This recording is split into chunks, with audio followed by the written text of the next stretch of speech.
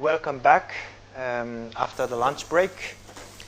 So in the first lecture in the morning, I gave you some sort of introductory background lecture explaining the motivations and possible benefits from providing PSS. And then now in this second lecture, I will go deeper into PSS by addressing pros and cons and also risks and opportunities. You will hear a lot of the comparisons in this exact lecture between product sales and PSS provision. I do that with purpose because product development, manufacturing has a much longer history, and industry has a much more broader and also deeper knowledge and experience that doesn't exist for product service system provision. So that's why I try to make a stark contrast between the two so that you have a better understanding of PSS provision. So again, this set of learning outcomes expected from this lecture. Number one, I start with what is a service, because it can mean differently for different people on different contexts. And then explaining what providing services means, implies.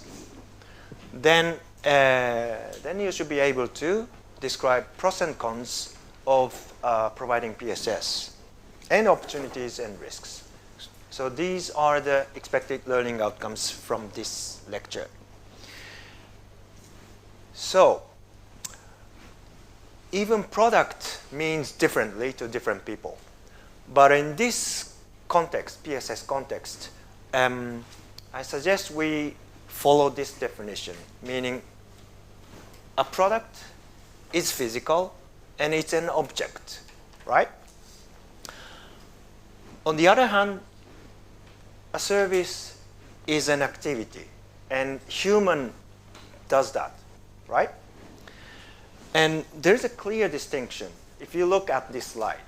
But this question can be answered differently by different people. For example, if you go to a bank asking, what is your product? Then they bring you probably, so this is a portfolio of investment right now. And then behind that, always human activity, like consultants and experts analyze the securities and so on. And then you invest money and customers get return. So for them, that's a product. But in this context, a product is an object. And service is a human activity.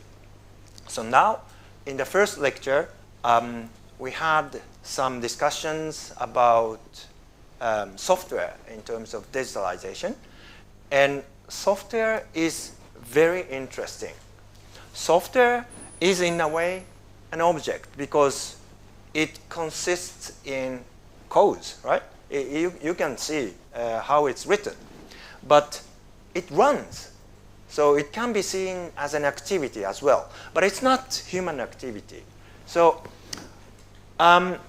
in this course, and also in the theories that we have built, at least our group has built upon PSS design, software belongs to an object. By that, we could build different theories. You will hear in the coming lectures. So without that clear sort of separation or sort of understanding of what software is, we remain discussing vaguely. So we want to avoid that. So we avoid that. And software belongs to a product in this course. This is an interesting area, as I said. And I think this sort of deserves more research in the future. Thereby, there is a potential to build new theories. But that is beyond this course. Okay? So for now, think software as part of the product, as a kind of product, right? Shostak in the 1970s wrote several seminal papers this figure comes from one of her papers. This is a spectrum of different, let's say, offerings along the tangibleness and also, of course, intangibleness. So if you look at the right-hand side, what I do now, i.e. teaching, is placed at the most intangible side of the scale.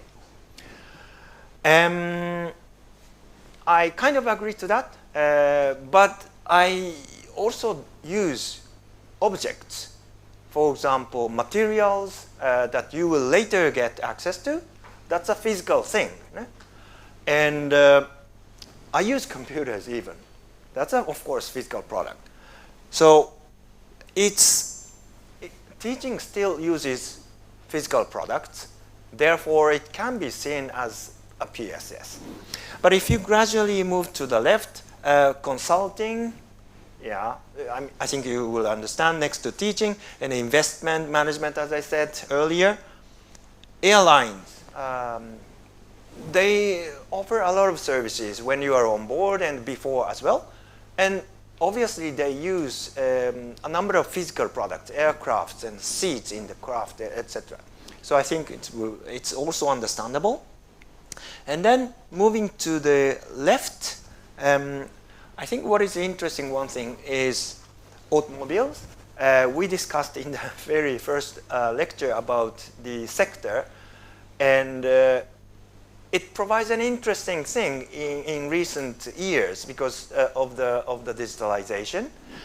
But back in 1970s, it used to be very sort of physical objects, which was focused on in the business offerings. Now it's quite different. Then moving to the far left, interestingly, it's salt. I like this example because I can't disagree to this. Salt is, for me, as a sort of hypothetical practitioner, very difficult to provide services on. I mean, salt, everyone knows salt and how to use it, right? So it's a physical thing, and it can have value that is high enough alone as a physical product. So then now I'm giving you one question. So you saw teaching at the far right on the scale before, and I sort of made a disagreement a little bit of that. Then a question is, what is the most intangible thing? What can you think of, something that is even more intangible than teaching? So an offering that doesn't use any physical product. So this is a question. What do you think? Sorry? Hospitality, yeah. For example, in tourist industry, hospitality, good answer, I think. And sometimes they don't use any physical product. Like you will meet a tour guide, for example. They don't use any physical product in many cases. Great. Other ideas? Okay, good. I have prepared two answers. I mean, I'm not saying this is absolutely right or more right or anything like that. So one thing is this. Yesterday, I had a pleasure that Pratul took me to a barber because I didn't have time before the trip to go to a barber. And I had fortunate to get this service. The barber didn't use any physical thing. He used his power, his muscle to do this service. And I think this is a very good example of pure service, right? I will probably use this example in the rest of this lecture. Another thing is this one. I think quite similar to the tourist guidance, for example. Message. A person giving a message.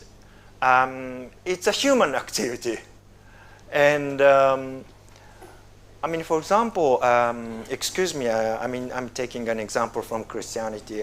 If you go to a church in Christianity, they use the term service exactly. And then, but in their case, the sort of preaches built on the Bible in many cases. The Bible is a book. It's written. And so from this point of view, the service by the church can be seen as a product and service offering. And, but as you know, there are many services that don't use any physical product, but still conveying a message, right? So I think this is also an interesting example that we could come back to in the rest of the lecture. All right. When it comes to pure services, there are sort of several classic seminal papers. For example, 1960s, Reagan proposed this set of characteristics called IHIP: intangible, heterogeneous, because human does the job, it's almost always different from a person to person, from the provider side and also from the recipient side. Inseparability, meaning that it's impossible to separate from the production and use. You will hear in the next slide too. Perishability, the massage that I received yesterday doesn't come back. No? It disappears, right? So these are classic characteristics. And we know there are some sort of advanced theories that built upon this and further elaborated, but I think this is still useful to start with. Okay? So I want to dig deeper into one of these characteristics, that is inseparability, in the coming slide, because this is relevant especially to PSS. So in the slide you see now the business of selling products, physical products, that typically consists of a sequence of different activities of the provider, starting with design, production, whose outcome is a physical object, and then the object is moved to a user, and the customer uses that object, and so on. So manufacturing companies often say that this business is sort of moving box businesses. So they make something, they pack the things into a box, and the box is moved. Then their job is done. On the other hand, when it comes to service, service can be designed, and thereafter, service is produced and used. But these two processes occur at the same time, in parallel, right? So think about the massage. The barber can't do the job without me consuming the service, okay? So that's why we say this, the characteristic that is inseparability. I hope you notice the stark contrast between the two models in terms of the sort of relationships between the provider and customer. So in the product sales business, they sort of they provide, and the other side receive the boxes. So in a way, they look like sort of in a way opposing to each other. But in the case of service, they work together in terms of time, and also they interact with each other. So these are sort of preconditions of services, right? So this is an interesting aspect that will come back in the rest of the lecture too. Now, I'm giving you a rather well-known example of a certain shift between the sort of product sales business to service-based business. So I need to explain first, what is it about? Let's say there is a chemical producer which produces paint in a can, and the can is moved to the automotive manufacturer, who use the paint object in painting a car, right? So that is a product sales business. But that can be realized by service business, where the chemical producer commits to painting the activity. Thereby, the car manufacturer gets their cars painted as an outcome of the service of the paint manufacturer, right? So in the, let's say, service-based business model, the interaction between the chemical manufacturer and the car manufacturer is wider, in terms of time. They need to cooperate in the painting process, right? But that doesn't happen in the case of product sales business. Okay, so this is what an example where you see the inseparability of the service characteristics. And what is even more interesting, in my opinion, is in the product sales business, what is a major incentive of the chemical producer? That is selling more paint, right? Because they are get paid by the number of cans of chemicals provided. On the other hand, well, of course, depending on the formulation of the business, but it can be like this. So the car manufacturer charges the chemical company by the number of cars painted, right? So in that setting, chemical manufacturer is incentivized to reduce the paint used. So because the number of cans provided doesn't count. So what counts is the number of cars painted. So this is a sort of drastic difference produced by changing a little bit of the business formulation. So this is, I think, a very interesting aspect in general. In the context of PSS design, a change that is very small, but that could change the sort of outcomes drastically. So this is often happening. So I often use, therefore, this example. And so in another way, so this is what I explained in the previous two slides. In the real world, there are a number of things that are associated with uncertainty, right? So because in the real world, it's often uncertain. And for example, in the case of PSS provision, as I said before, the provider interacts with the customer continuously, and therefore the uncertainty of the, for example, customer needs is very interesting, because in the PSS, you are expected to co-work together with the customer continuously, and then, let's say, you need to be prepared for a possible change of the customer needs. And therefore, the provider better handles the change of the needs. And also, products are, of course, associated with uncertainty. For example, products fail from time to time, and we exactly can't tell which day that happens, right? So that's uncertainty as well. And also that uncertainty applies to the service activity as well.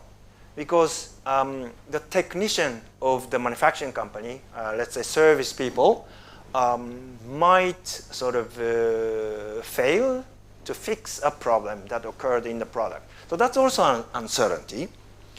But the interesting thing, the difference is, in the case of PSS, the uncertainty can be used as an opportunity, not only seen as a risk, but also taken as an opportunity. For example, provider might say to the customer saying that, okay, you don't know exactly what the customer needs are in the coming years. Therefore, we accordingly address your changing needs. So that's sort of a business offering opportunity for the provider point of view. Okay? So that is why we say that the uncertainty in this case can be used as a business opportunity. But in the case of product sales, relatively speaking, the uncertainty associated with the product and also the customers are more perceived as risks, because the business transaction ends when the moves are boxed. The boxes are moved to the customer side, right? So then thereafter, the uncertainty is much more seen as a risk. So I hope you see the sort of difference between how uncertainty is perceived, can be seen depending on the business model formulation. And a number of researchers mention that uncertainty is one of the key factors that differentiates PSS business from the product sales. These are those examples, and I think I have addressed all of these, just they support what I mentioned. So another aspect I want to tell you is also a kind of contrast between the product sales and PSS provision from the viewpoint of quality of something. Okay? Because I assume that you have learned about product quality, quality management. So in the case of product provision, no? Traditionally, quality in product development and also manufacturing is addressed in the following way. So there are usually parameters, let's say the length or strength of product under designing or manufacturing. There is a target parameter, and deviation is usually allowed with a certain width. And in this case, the deviation is usually seen as a bad thing. Deviation must be reduced. So this is the sort of starting point. But in the case of service, pure service, according to the IHIP characteristics, we know that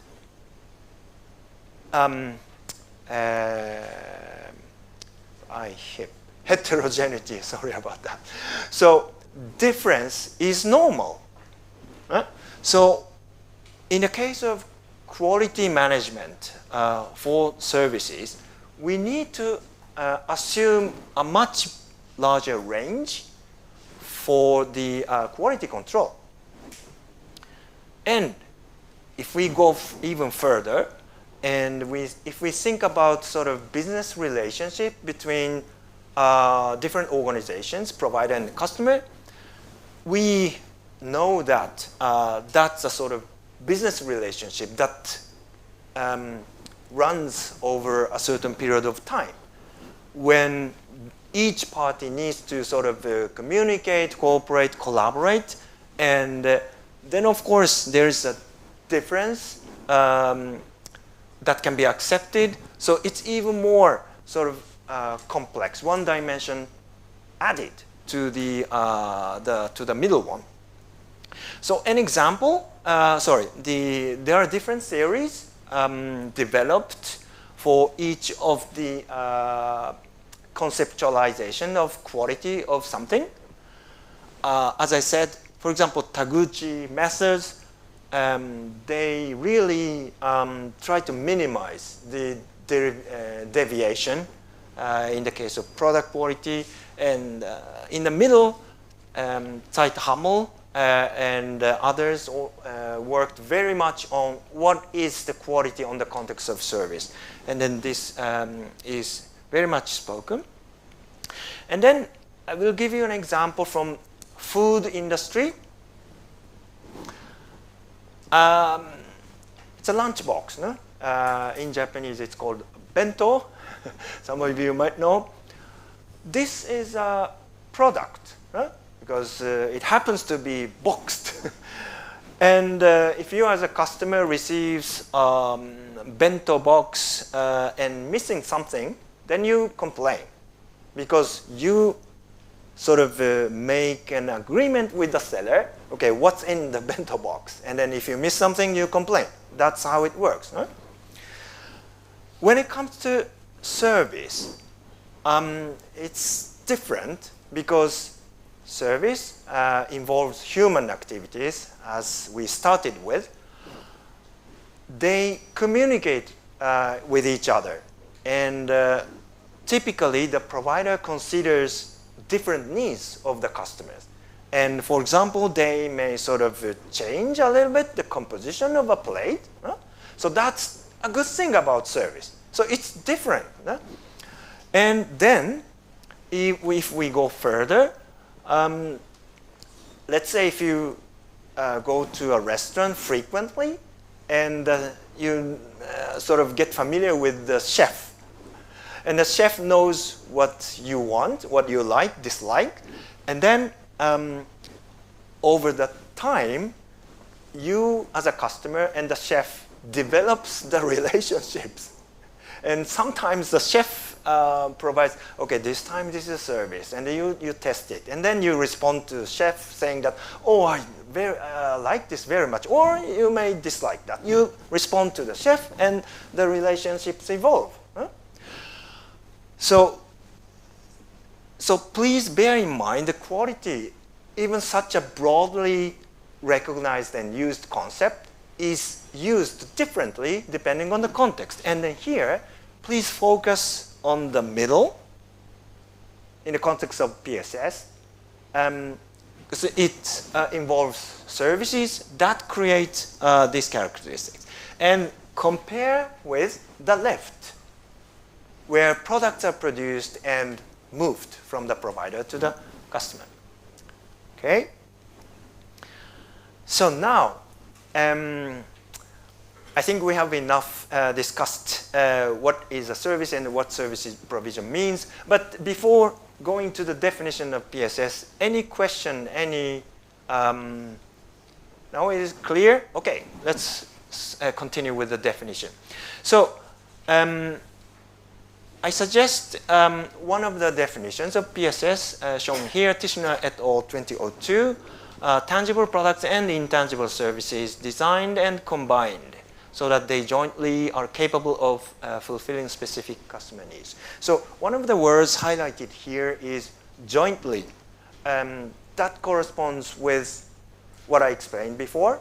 So inseparability, build a relationship. And also another thing is there is a dependency between the products and services. So that is not super outspoken by this definition, but Tishner et al. Say combined. So product and services must be combined in a certain way to fulfill a specific customer needs.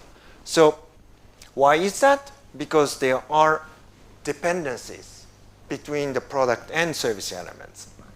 An example, think about a gas turbine.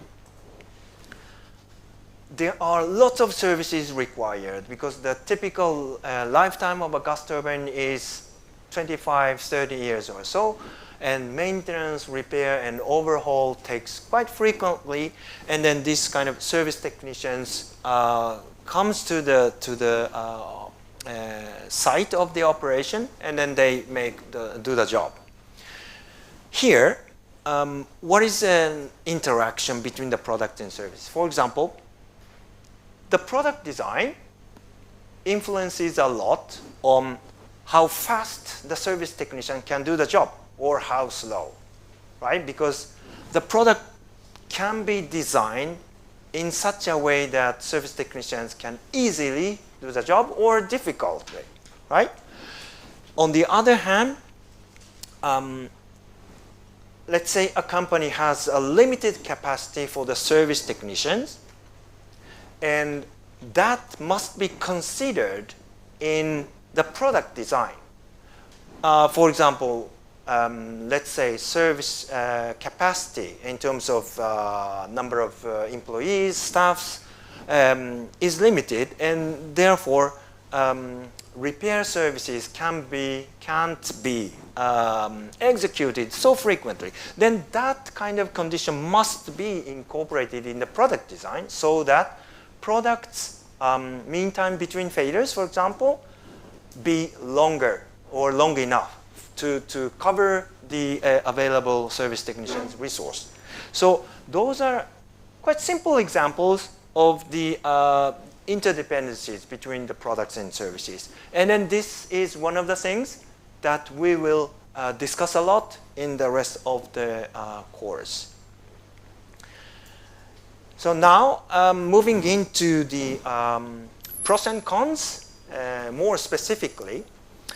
In the first lecture, we discussed what are the purposes and missions of the companies providing PSS, and the economic aspect, financial aspect, is a must to be addressed.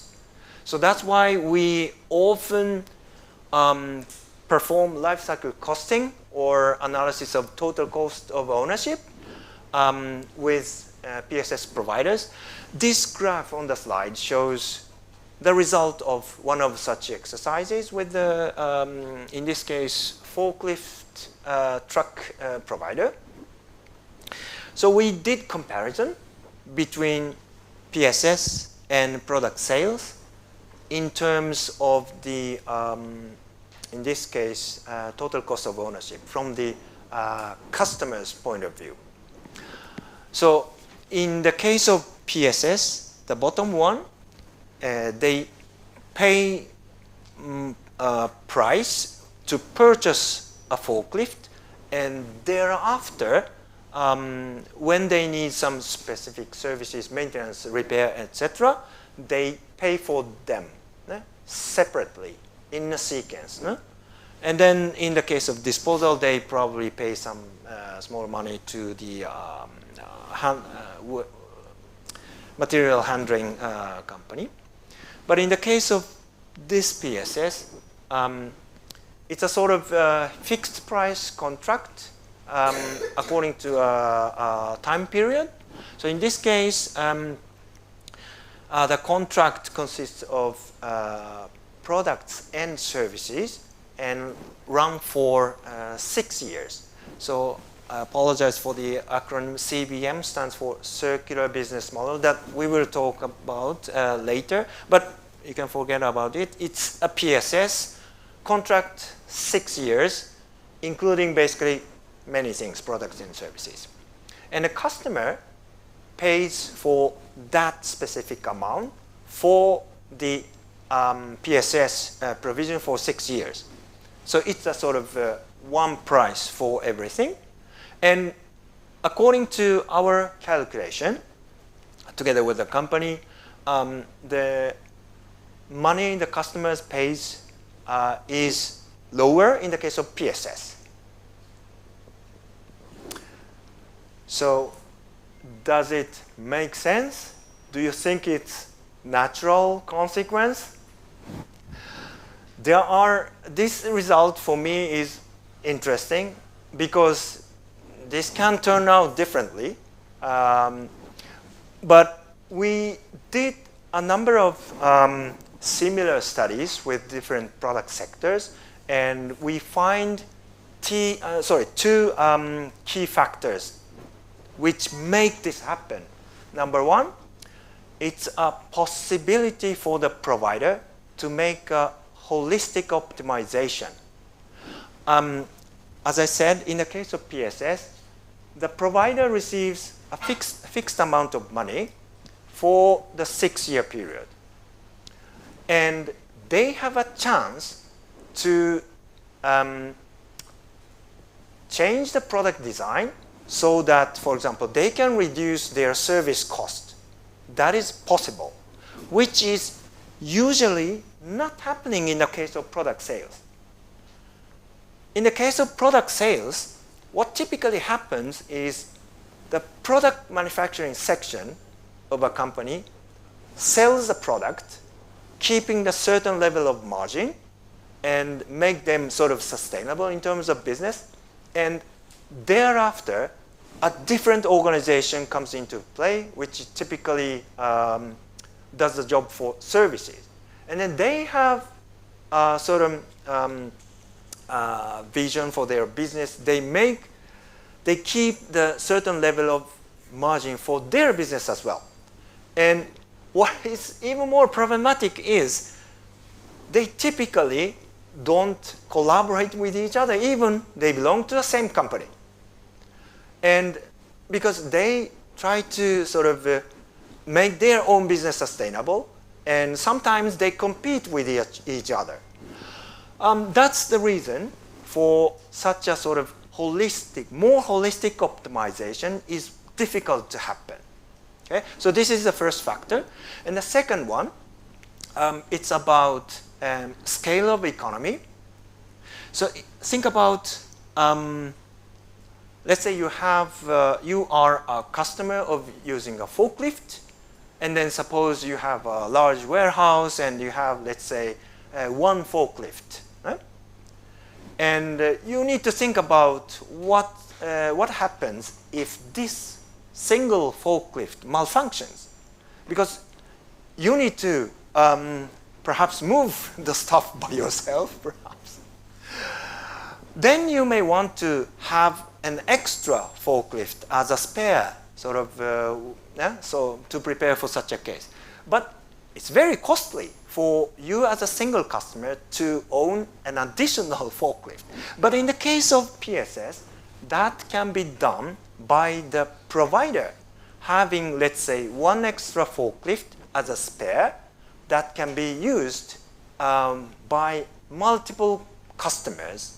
So in case one of the, let's say, 100 forklift trucks malfunctions, then that spare forklift can be provided to the specific customer. This is an effect of the scale of economy, right? So we see these two factors are often happening to make this result. Okay? And still cost. And also we add the environmental aspects such as CO2 emission from the life cycle. We did study of life cycle costing and life cycle assessment, and the point here is the possibility of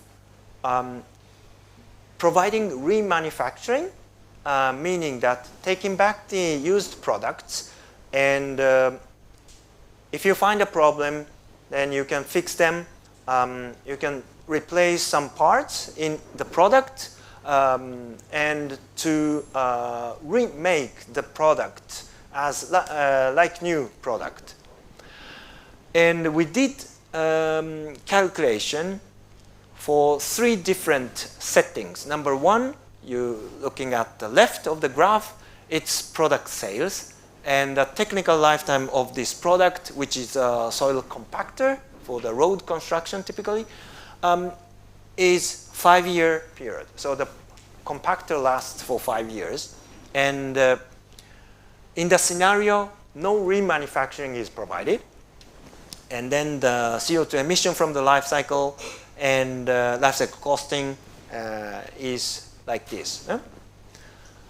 So it's set as a reference. And then if you look at the middle, it's a PSS offering where one-time remanufacturing is provided so that the product lifetime is prolonged up to 6 years. And then the right-hand side, it's still PSS, but the difference with the middle is the surface treatment was changed from the varnished one to galvanized one, meaning that the galvanized one is more difficult to deteriorate or look worse, so that the total product lifetime is 8 years, even longer than the middle.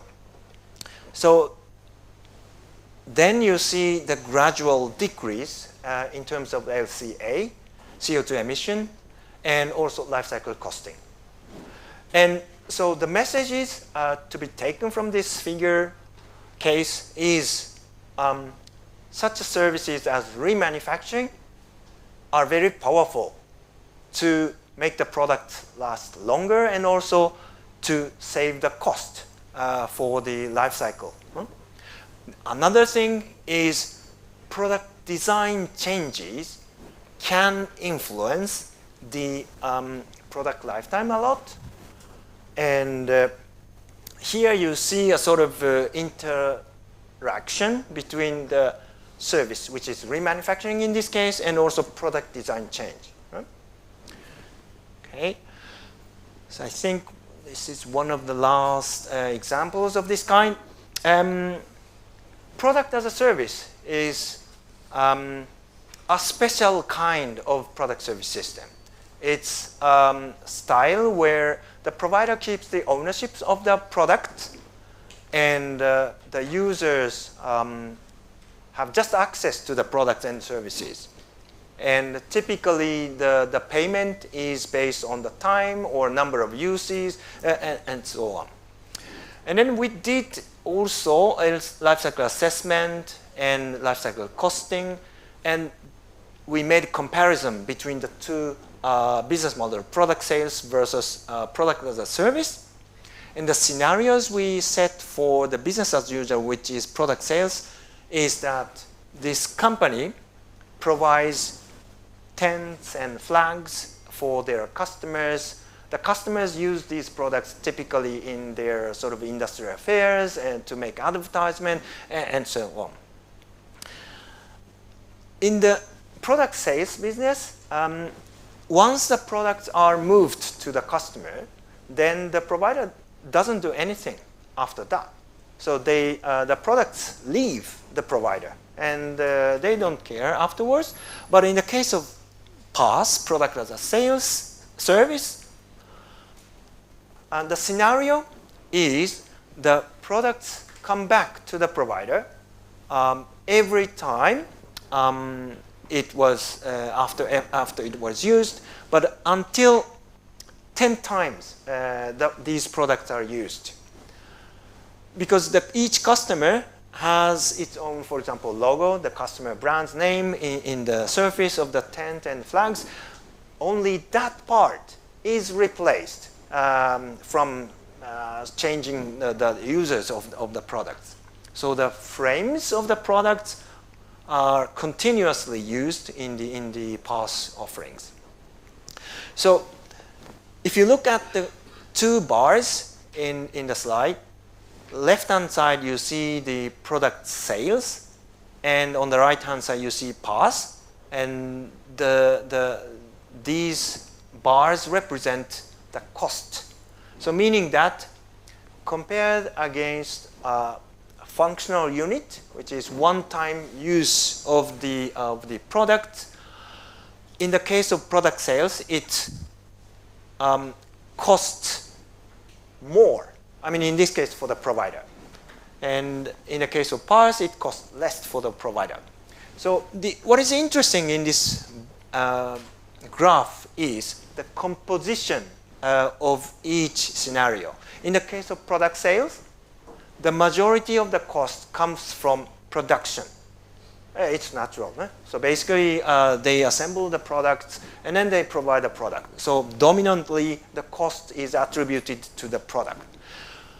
On the other hand, in the case of service, the green one is the dominant, which is from repair and refurbish, which is basically service cost. Because the product circulates 10 times, and the product cost reduces accordingly, and in this case, down to 1/10. And the majority of the cost becomes service. So in this specific comparison, the total cost per functional unit is lower in the case of PaaS, as you see. But this depends on the case. But in this specific case, it happens to be the PaaS is cheaper for the providers. And if we go to the environmental impact, in this case, CO2 emission, the overall comparison is also applied to the environmental impact. The product sales produces more CO2 than PaaS. And I think it's interesting too is the decrease from the product sales is larger in the case of CO2 emission. No? So in this cost case, impact more than 30%. Why this happened is, think about the impact of services. Services cost a lot, but services doesn't produce so much CO2 emission, right? So this calculation was done with a Swedish company where the wage is very high. Even in the European Union, it's higher. So services cost a lot. And environmental impact is, in general, probably larger in the than in the cost. Okay. So as I said, if PSS is better or not from the environmental point of view depends on a number of factors and on the scenario setting. And Tucker 2004 discussed this exact question. And then he categorized PSS into 8 and discussed the environmental impact reduction for each of the 8 categories. So if you go to the right, it means the environmental impact reduction is bigger. So if you see the 8th type of the PSS, it's called functional result type offering. That has the highest potential here. The functional result result-oriented service means that the provider keeps a promise with the customer in terms of the result, outcome. And how they reach the result is not a question. So they can choose whatever. So meaning that for the provider, there is a higher freedom compared with other types of PSS. So that is the reason why such a sort of type of PSS has a higher potential in terms of environmental impact reduction. And another thing to be noticed here is it can be worse. I mean, PSS can be worse from the environmental point of view. And Tucker points out especially the worsening effect in the case of product leasing. And the factor often talked about here is the lack of careful use of the products. If you, for example, rent a car or use a car in a car sharing system. And I think it's reasonable to assume that customers or product users have less careful behavior against the product compared with the products are owned by a single user. So that is often said as a factor that makes the environmental impact worse in the case of PSS. So it's interesting to see that the comparison depends on the case, and also you need to think about different factors that apply to a number of cases. Okay.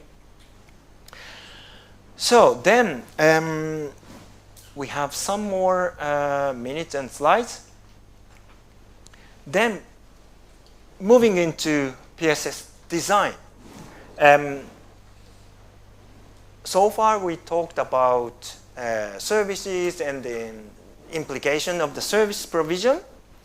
But then when it comes to design, why PSS design should be different from product design, for example. So this slide tries to answer that question. This slide explains the sort of generally perceived properties of PSS, open system, process systems, business model as a property, social contrast, etc.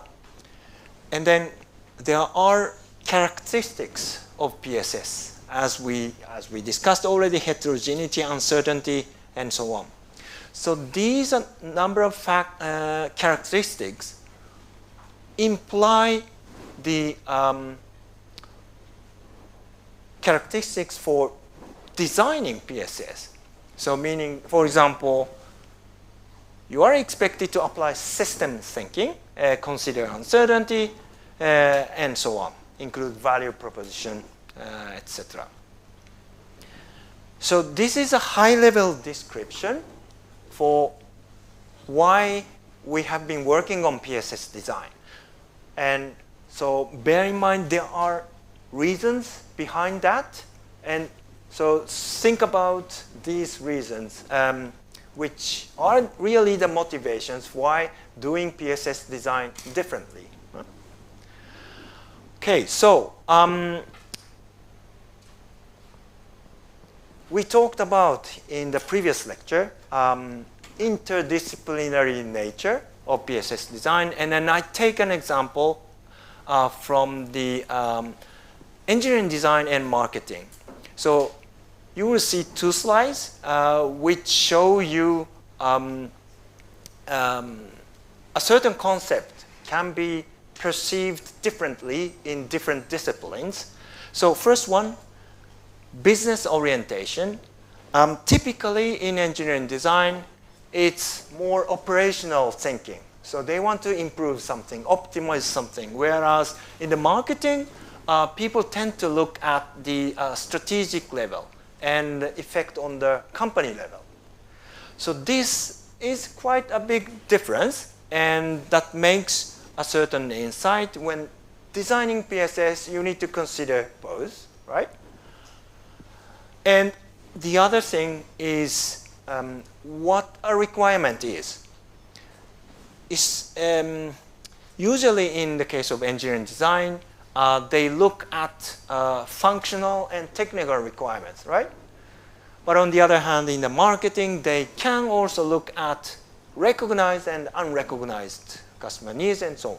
So this is another difference which makes PSS design interesting, because we are expected to consider both aspects. And it's an interesting research question: what are the necessary consideration prerequisites for the relationships between the two parties? And this is a slide I showed to you in the first lecture. Then now I want to show you another slide building upon this. What I'm telling you in this lecture is this, actually. So the horizontal axis is design for the design process, starting with an earlier phase. And then I'm saying that not only shortening the lead time, but also think about the value of the offering. Obviously, try to increase the value. So considering the sort of current process, we are sort of suggesting the shorter lead time and also the higher value of the offering, which is the result of the design. And obviously, this is one of the things that are not easy to do. So therefore, very much support is needed for designers and other practitioners, and then that's why we are giving this course. And then talking about the difficulty, one interesting study shows that the success ratio of a manufacturing company moving into service business is, how many percentage do you guess? How many percentage of the companies have succeeded in shifting their businesses from product sales to service-based business models? And bear in mind, the study was conducted 2 decades ago. So situation is a little bit different, but still, guess how many percentages? Thank you, I should. Almost bingo. So very difficult, and now the sort of situation is different, as we talked about in the first lecture. Digitalization plays a big role in the transition. So I think the situation and also the success ratio is different, but we don't know how many percentages in the digitalization era. Okay, so thank you for your engagement, and I want to take any question that you may have. If not, then yes, we can close this lecture. Thank you very much.